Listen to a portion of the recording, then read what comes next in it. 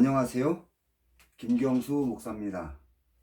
오늘도 지난 시간에 이어서 창세기 4장을 계속해서 강론해 가겠습니다. 지난 시간에 가인이 하나님에 대한 분노를 표출하여 아벨을 죽였다는 데까지 살펴보았는데, 오늘은 그 이후에 전개된 사건을 함께 생각해 보겠습니다. 하나님이 가인을 찾아와서 내 아우 아벨이 어디 있느냐고 물었습니다. 그러자 가인이 하나님의 질문에 대하여 내가 알지 못하나이다, 내가 내 아우를 지키는 자니까라고 대답을 합니다. 창세기 4장 9절에서 하나님이 내 아우가 어디 있냐고 물은 것은 가인이 아벨을 죽인 행동을 돌아보게 하려는 것입니다. 본절에서 알지 못한다는 말은 처음부터 알지 못한다는 의미이며, 내가 내 아우를 지키는 자니까라고 반문한 것은 가인이 아벨과 아무 관련이 없으며 자신은 아벨을 지키는 자가 아니라는 주장입니다. 가인이 모든 사람들 중에 자신이 가장 신뢰하여 아벨을 새로운 통치자로 세웠는데, 처음부터 모르는 사이라고 말하는 것은 하나님을 속이고 자신이 계획한 일을 계속하려는 의도를 드러낸 것입니다. 창세기 4장 10절에서 하나님이 내가 무엇을 하였느냐, 내 아우의 핏소리가 땅에서부터 내게 호소하느니라고 말씀하셨습니다. 아벨이 가인에게 억울하게 죽임을 당하면서 하나님께 호소했던 것은 자신의 억울함을 풀어달라는 내용일 것입니다. 하나님이 가인의 죄에 대하여 징계하셨는데, 창세기 3장에서 아담과 하와가 하나님을 반역하고 하나님이 아담과 하와를 징계할 때와 비교하면 큰 차이가 있는 것을 발견할 수 있습니다. 창세기 3장에서는 하나님이 범죄한 아담과 하와를 신문하였고, 하나님이 신문에 대하여 아담과 하와의 변론이 있은 다음에 하나님이 아담과 하와를 징계하였는데, 본 사건에서는 하나님이 가인을 신문하고 가인이 자신의 범죄에 대한 시인이 없었음에도 하나님께서 가인을 징계하셨다는 겁니다. 하나님이 가인을 신속하게 징계한 것은 가인이 아벨을 죽인 후에 행하려는 다음 단계의 일을 하나님이 막기 위함이었다고 판단할 수 있다는 것입니다. 그러면은 가인이 계획하여 추진하던 일은 무엇입니까? 성경에서 구체적으로 언급하고 있지 않기 때문에 가인과 관련된 내용을 모아서 추론한다면은 그 일이 무엇인지 짐작할 수 있을 것입니다. 먼저 하나님이 가인에게 온 세상을 유리하라는 징계를 내렸을 때 가인이 보복당해 죽는다고 호소했으며, 두 번째로 가인이 여호와 앞을 떠나 처음으로 했던 일은 결혼을 하고 그리고 성을 쌓았으며, 성의 이름을 자기 아들의 이름을 붙임으로 자신의 몸을 숨겨 생명을 지키려 했다는 것입니다.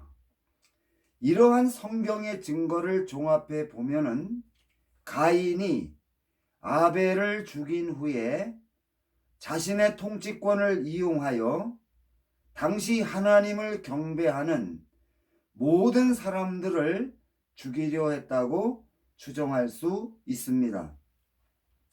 가인이 하나님을 믿는 모든 사람을 죽이려 한 것은 자신이 하나님께 바친 제물을 받지 않는 데 대한 보복으로 이 땅에서 여호와 하나님을 섬기는 모든 사람들을 죽여 하나님이 경배를 받을 수 없게 만들고 결국 여호와 하나님의 이름을 땅에서 없애버려 했다는 것을 나타낸 것입니다.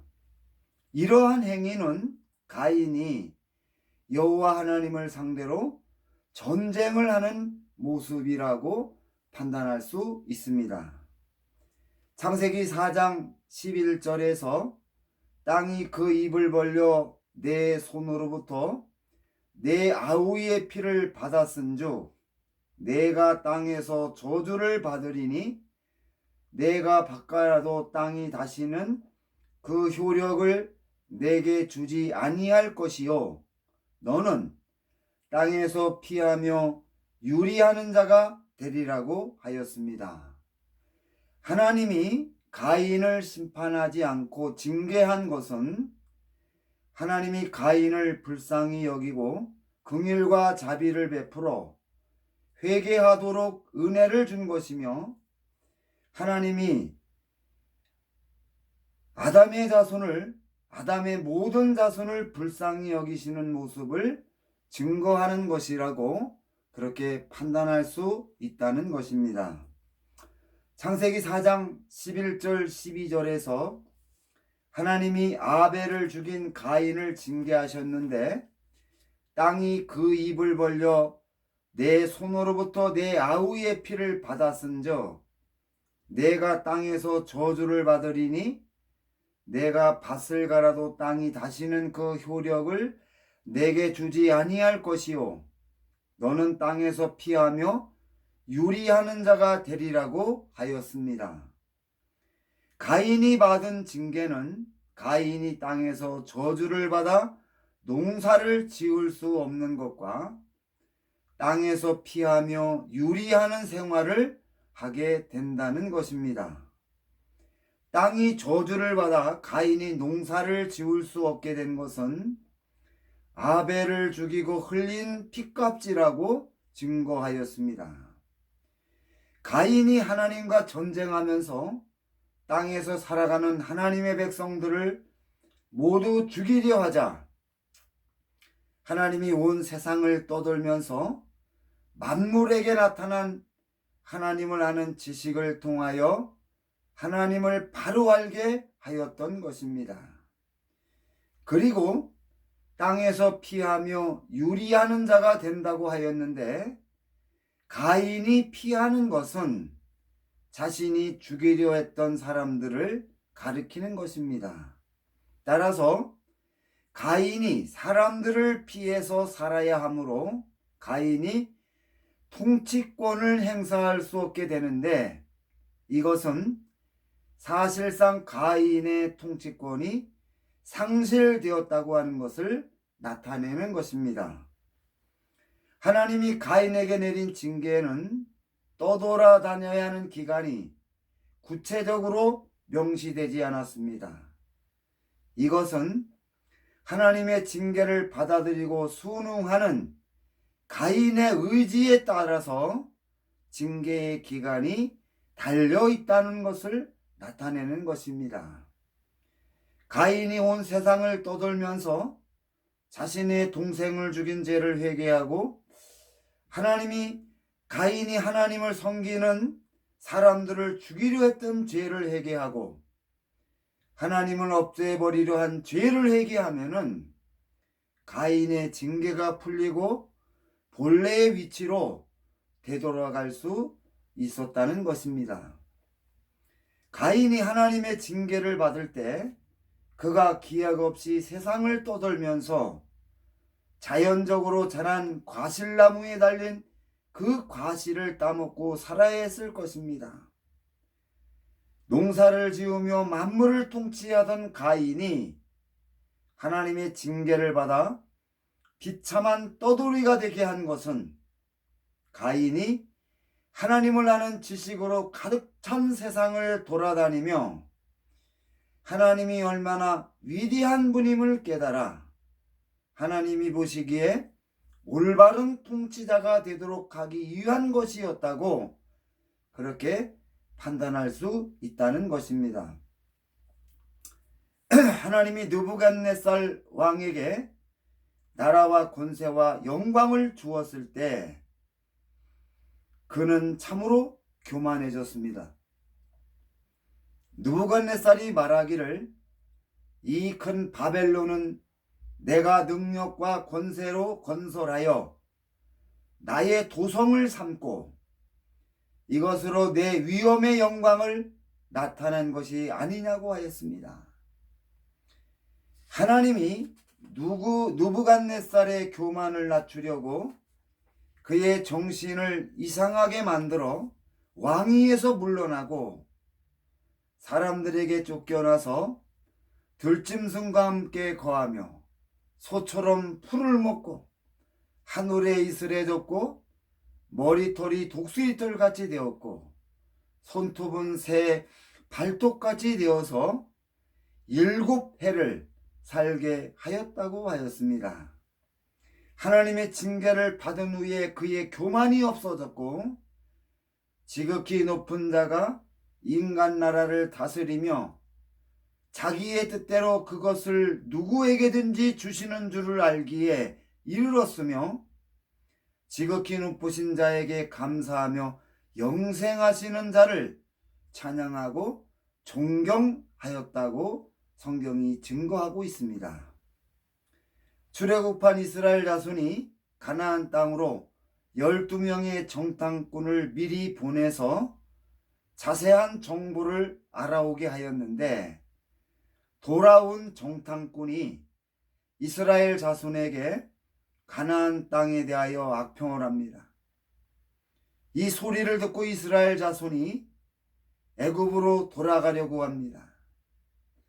이러한 행동은 하나님을 반역하는 것이며 그동안 하나님이 이스라엘 자손을 위해서 한 모든 행위를, 모든 은혜를 무효화시키는 것입니다. 그래서 하나님이 이스라엘 자손을 징계하여 그들에게 가나안 땅을 주지 않고 40년 동안 광야를 떠돌게 하였습니다. 이스라엘 자손이 광야를 통하여, 광야 생활을 통하여 하나님이 얼마나 위대한 분인지를 깨닫게 하고 이스라엘 자손이 하나님을 바로 알고 정말로 하나님의 언약의 백성으로 하나님과 친밀하게 살아가도록 하려 하는 목적이 있었다고 판단되는데 하나님이 가인을 징계하여 의도했던 것도 동일했을 것이라고 그렇게 판단이 됩니다. 하나님이 가인에게 징계를 내렸을 때 창세기 4장 13절에서 가인이 여호와께 아뢰되 내 재벌이 지기가 너무 무겁다고 항변을 합니다. 이 말은 하나님의 징계가 가인에게 너무 무거워 능력과 인내 면에서 역부족이란 뜻이 아니고 부과된 하나님의 징계가 부당하여 순순히 받아들이지 못하겠다는 뜻입니다. 가인이 하나님의 징계가 부당하다고 항변하는 것은 자신이 했던 모든 일들의 책임이 하나님에게 있다는 것을 주장하는 것입니다. 그리고 창세기 4장 14절에서 주께서 오늘 이 지면에서 나를 쫓아내시온즉 내가 주의 낯을 배웁지 못하리니 내가 땅에서 피하며 유리하는 자가 될지라 무릇 나를 만나는 자마다 나를 죽이겠다고 하였습니다. 본절에서 하나님의 얼굴을 배웁지 못하게 되었다는 말은 하나님의 간신권 밖으로 벗어나 하나님의 도움과 보호를 더 이상 받지 못하게 된다는 뜻으로 하나님이 징계를 내린 것은 가인이 세상을 떠돌아다닐 때 보복을 당해 죽게 만들려는 것으로 받아들였다는 것을 나타내는 것입니다. 그러자 하나님이 창세기 4장 15절에서 그렇지 아니하다. 가인을 죽이는 자는 벌을 7배나 받으리라고 하시고 가인에게 표를 주사 그를 만나는 모든 사람에게서 죽임을 면하게 하시니라고 하였습니다. 하나님이 가인의 항변을 받아들여 가인의 생명을 보호해주는 안전장치를 만들어 주었습니다. 하나님은 가인을 설득하여 하나님이 내린 징계를 받아들이고 온 세상을 떠돌면서 당시 세상에 충만한 하나님을 아는 지식을 통하여 하나님을 바로 알고 회개하여 올바른 통치자가 되기를 진심으로 바라셨던 것입니다. 하나님은 가인이 하나님의 참된 모습을 보고 하나님을 바로 알고 경배하기를 바라셨는데 이것은 세상의 모든 불신자들을 향하는 하나님의 마음이라고 그렇게 판단할 수 있다는 것입니다. 그런데 하나님이 가인의 안전을 보호해 준다고 약속했음에도 가인은 하나님의 약속을 믿지 못하고 가인이 하나님께 항변한 대로 자신이 걱정했던 것을 스스로 해결하기 위한 삶을 추구하였다는 것입니다. 가인은 오직 하나님의 징계를 극복하고 자신을 죽이려는 사람들로부터 자신의 생명을 지키기 위한 삶을 살았습니다. 이러한 성경의 증거는 범죄한 가인이 전혀 회개하지 않았다고 하는 것을 가르쳐 주는 것입니다.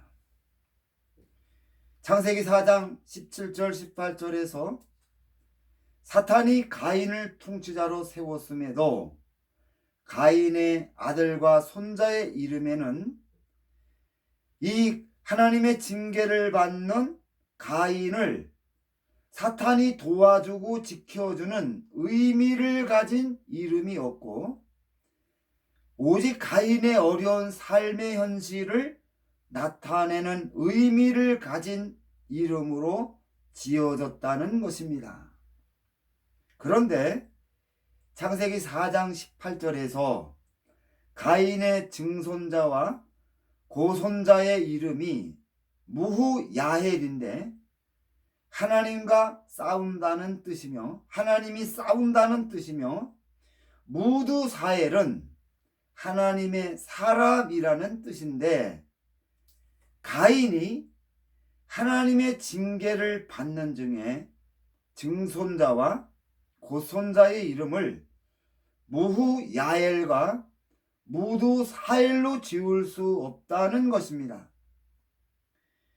가인이 무후야엘과 무두사엘로 이름을 지었다는 것은 가인이 사단의 도움을 받았다는 것을 나타내는 것이라고 판단을 할 수 있다는 겁니다. 따라서 이런 것을 종합해 보면은 가인이 결혼하여 에녹을 낳고 에녹이 가인의 손자인 이락을 낳을 때까지 사탄이 가인을 버렸다가 증손자 무후야헬을 낳을 때 사탄이 가인에게 다시 돌아와 도움을 준 것을 나타내는 것이라고 추정할 수 있다는 것입니다. 사탄이 가인을 버린 것은 사탄이 가인에게 준 통치권을 잃어버리는 결과를 가져왔기 때문이라고 그렇게 판단할 수 있습니다. 사탄은 자신이 가진 통치권을 가인에게 주었습니다. 그래서 가인은 사람과 동물들이 생육하고 번성했을 때 자신이 새로운 통치자를 세우고 통치권을 분양해 줄 수가 있었다는 것입니다.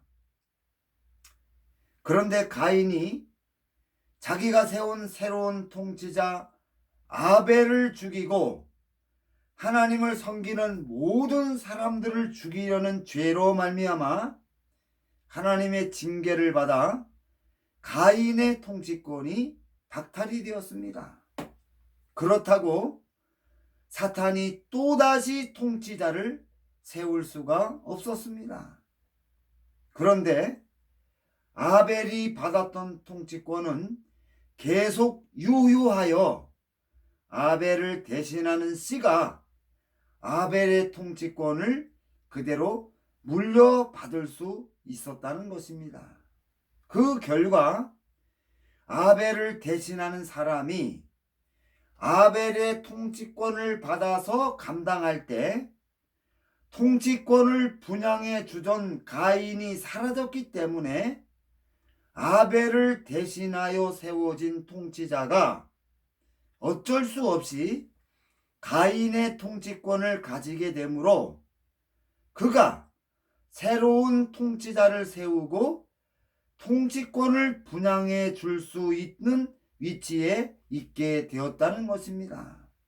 따라서 사탄이 아담과 하와에게 양도받았던 통치권을 잃어버리는 결과를 가져왔던 것입니다.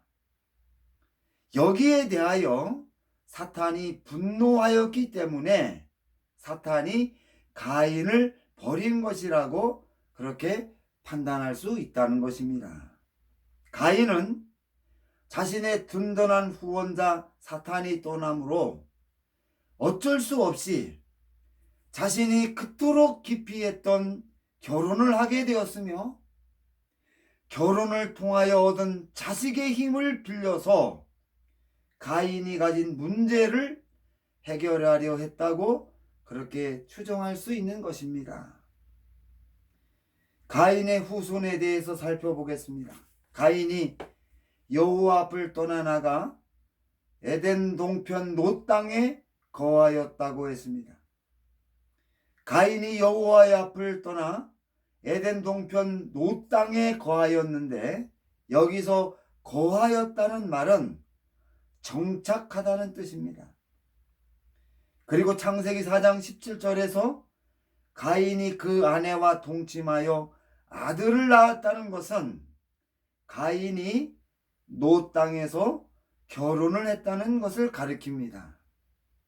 문맥의 흐름을 통하여 그동안 결혼을 기피해왔던 가인이 결혼한 것은 통치권을 잃어버린 가인을 보고 화가 난 사탄이 떠남으로 가인이 결혼하여 얻은 자식의 힘을 빌려서 하나님의 징계를 함께 해결하려 했다고 하는 것을 나타내는 것이라고 이렇게 판단할 수 있는 것입니다.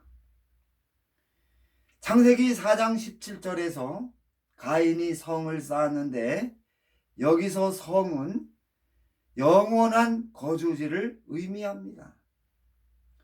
창세기 4장 17절에서 성을 쌓는다는 문장이 진행형으로 되어 있다는 것은 가인이 성을 쌓는 일을 완성하지 못했다는 것을 나타냅니다. 가인이 성을 쌓은 목적은 하나님이 가인에게 내린 징계를 극복하기 위한 수단으로 삼기 위해서였습니다. 자신을 죽이려는 사람들로부터 생명을 지키고 성 안에서 은밀하게 식량 문제를 해결하려 했다고 추정할 수 있습니다. 가인이 성을 쌓고 자기 아들 에녹의 이름을 붙였습니다. 보편적으로 성을 쌓는 큰일을 하고 자신의 이름을 붙여서 자신의 업적을 드러내는 것이 일반적인데 가인이 자신의 아들 이름으로 부른 것은 사람들의 시선으로부터 자신을 숨기기 위한 것이었다고 그렇게 판단이 됩니다. 이러한 성경의 증거는 가인이 성을 쌓아 그 안에 숨어 살면서 하나님의 징계를 극복하려 했다는 것을 가르쳐 주는 것입니다. 이러한 가인의 모습은 보복을 당해 죽임을 당할 수 있다는 생각에 사로잡혀 두려워 떨고 있는 연약한 인간의 모습을 보여주고 있습니다. 창세기 4장 16절부터 24절까지에서 가인 자손의 족보가 기록이 되어 있습니다. 이 부분은 창세기 29장 31절부터 35절의 해석을 거울로 삼고 해석해야 합니다. 창세기 29장 31절부터 35절까지에서 야곱과 레아가 원치 않은 결혼을 하여 어떻게 살았는지, 가정의 형편이 어떠했는지, 야곱이 낳은 아들의 이름을 통하여 자세히 알려주고 있다는 것입니다. 레아는 가정에서 야곱의 사랑을 받지 못하였고 가정에 평화가 없었다는 것을 그 아들의 이름을 통하여 증거하고 있다는 것입니다. 마찬가지로 창세기 4장 16절부터 24절까지에서 언급된 가인 자손의 이름을 통하여 가인이 자신의 생명을 지키기 위하여 무엇을 하였는지, 사탄이 어떻게 가인을 도와주었는지를 가르쳐주고 있습니다. 가인의 아들 이름이 에녹인데 시작이라는 뜻으로 가인이 당면한 모든 어려움을 극복하고 새로운 출발을 하려 했다는 것을 나타내고 있습니다. 이 대목에서 사탄에게 아무 도움도 얻지 못하고 홀로 길을 찾아 출발하는 그러한 모습을 보여주고 있는 것입니다. 에녹이 낳은 아들의 이름이 이랏인데 도망자라는 뜻입니다. 에녹의 아들의 이름을 이랏이라 지은 것은 가인이 성을 쌓고 은밀하게 자신의 안전을 도모하려는 계획들이 모두 무산되고 여전히 하나님의 징계로 인하여 보복에 대한 두려움을 가지고 도망자로 살아야 하는 모습을 보여주고 있는 것입니다. 이러한 성경의 증거는 당시 가인이 가졌던 절망감이 어떠했는지를 우리에게 가르쳐주고 있습니다.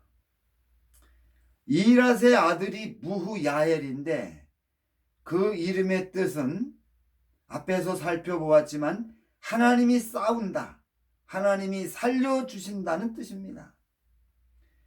가인은 오직 하나님의 징계를 극복하고 자신의 생명을 지키기 위한 삶을 살았는데 가인이 회개하여 하나님께 돌아왔다는 증거가 없는 상태에서 증손자의 이름을 하나님이 살려주셨다는 의미로 지은 것은 하나님이 아닌 다른 신, 즉 사탄이 와서 하나님과 싸워 주었다는 것을 나타내는 것입니다.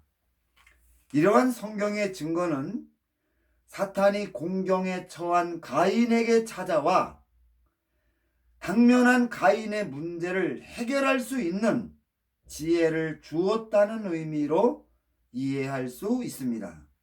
그리고 무후야엘의 아들이 무드사엘인데 무드사엘이란 이름은 하나님의 사람이라는 뜻으로 가인의 문제가 완전히 해결되어 가인과 그의 자손이 사탄에게 충성스러운 일꾼이 되었다는 것을 나타내고 있습니다. 이어서 무드사엘이 아들을 낳고 라멕이라 이름을 지었는데 라멕은 정복자라는 의미로 무드사엘이 낳은 아들을 라멕이라 이름 지은 것은 사탄이 가인을 도와준 것을 기반으로 하나님을 정복하려는 계획을 세웠다는 것을 나타내는 것입니다. 자, 그렇다면은 가인이 어떻게 하나님의 징계를 풀었는가? 가인이 아벨을 죽이자 하나님이 가인을 징계하여 내가 밭갈아도 땅이 다시는 그 효력을 내게 주지 아니할 것이라고 했기 때문에 가인은 더 이상 농사를 지을 수 없게 되었습니다. 그리고 가인은 땅에서 피하며 유리하는 자가 되리라고 했는데 온 세상을 떠돌 때에 아벨과 같이 하나님을 섬기는 사람들에게 복수를 당해 죽을 수 있다는 두려움에 빠져 있었습니다. 가인은 이것을 극복하려 성을 쌓고 은밀하게 힘을 키우려 했지만 실패하고 도망자로 살아야 했는데 이때 사탄이 찾아와 가인에게 준 지혜로 해결의 실마리를 찾았다고 그렇게 판단할 수 있습니다. 가인의 마음속에 있는 두려움을 영원히 없애주는 방법은 가인에게 보복을 하려는 사람들보다 월등히 강한 사람이 되는 것이며 강한 자손을 크게 번성시키면 가인이 어디로 떠돌아다니며 살든지 가인에게 두려움을 주는 문제가 완전히 해결될 수 있기 때문에 사탄이 가인에게 강한 사람이 되는 방법을 가르쳐 주었다고 판단할 수가 있습니다. 그러면 어떻게 강한 사람이 되었는가? 창세기 4장 20절에서 아담은 야와를 낳았으니 그는 장막에 거주하며 가축을 치는 자의 조상이 되었다고 하였습니다. 본절에서 가축은 농사를 지을 때 사용되는 짐승입니다. 그런데 하나님이 가인을 징계한 내용에는 내가 땅에서 저주를 받으리니 내가 밭을 갈아도 땅이 다시는 그 효력을 내게 주지 아니할 것이라고 하여 가인의 징계는 하나님의 징계는 가인에게만 해당되었는데 가인의 자손들이 가인에게 동조하였기 때문에 가인과 그의 자손들은 농사를 지을 수 없음에도 야발이 가축을 키웠다는 것입니다. 그리고 홍수 심판이 끝난 후에 창세기 9장 4절에서 고기를 그 생명되는 피채로 먹지 말라고 하였습니다. 이러한 성경의 증거는 홍수 심판 전에 사람들이 짐승의 피를 먹었다고 하는 것을 나타내는 것입니다. 따라서 창세기 4장 20절에서 야발이 키운 가축은 식용으로 사용하기 위한 것이었음을 알 수가 있는 것입니다. 가인 자손이 자신의 문제를 해결하기 전에는 어쩔 수 없이 떠돌아다니며 야생 과일을 채집하며 살았을 것입니다. 이러한 때에 사탄이 가인 자손이 강해질 수 있는 지혜를 주었는데 그것은 육식을 하는 것이었습니다. 특히 피를 마시게 했다고 판단이 됩니다. 그래서 가인 자손들이 처음에는 사냥을 통하여 피와 고기를 얻었다고 판단됩니다. 이러한 식습관을 통하여 가인 자손이 점차 강해지자 가인은 자손을 크게 번성하여 자신의 생명을 위협하는 사람들로부터 자신의 생명을 지키려 했던 것입니다. 이러한 계획에 따라서 가인 자손의 인구가 늘어나게 되었고 인구가 늘어나면서 더 많은 고기가 필요했으며 사냥으로 이 문제를 해결할 수 없었기 때문에 안정적으로 고기를 얻을 수 있는 방법이 필요했을 것입니다. 이러한 문제를 쉽게 해결하는 방법이 강해진 가인 자손의 힘을 이용하여 당시 농사를 짓는 사람들이 농사를 짓기 위하여 키우는 가축을 약탈하는 것이었다고 판단이 됩니다. 그리고 약탈해온 가축을 관리하며 안정적으로 고기를 공급했는데 약탈해온 가축들을 관리하고 돌보면서 키우는 일을 야발이 감당했다고 성경이 증거하는 것입니다. 그리고 가인과 그의 자손이 보복에 대한 두려움을 없애려면 가인이 단시간 내에 많은 자손을 얻어야 했기 때문에 이 문제를 해결하기 위해서 조혼과 일부 다처제의 필요성이 대두되었을 것입니다. 일부 다처제는 하나님이 세워놓은 결혼 질서를 파괴하는 것임에도 가인 자손 라멕이 아랑곳하지 않고 일부 다처제를 시작하게 된 것이라고 생각이 되며 가인의 자손이 안정적으로 식량을 공급받고 조혼과 중혼을 통하여 크게 번창해 갔을 것이라고 그렇게 판단할 수 있다는 것입니다. 이렇게 해서 오늘 강론은 여기서 마치기로 하겠습니다. 이 강론을 통하여 하나님을 아는 지식과 성경을 이해하는 깊이가 더해져서 우리의 믿음이 하나님의 말씀 위에 더욱 견고하게 서가는 역사가 있기를 주님의 이름으로 부탁을 드리겠습니다. 감사합니다.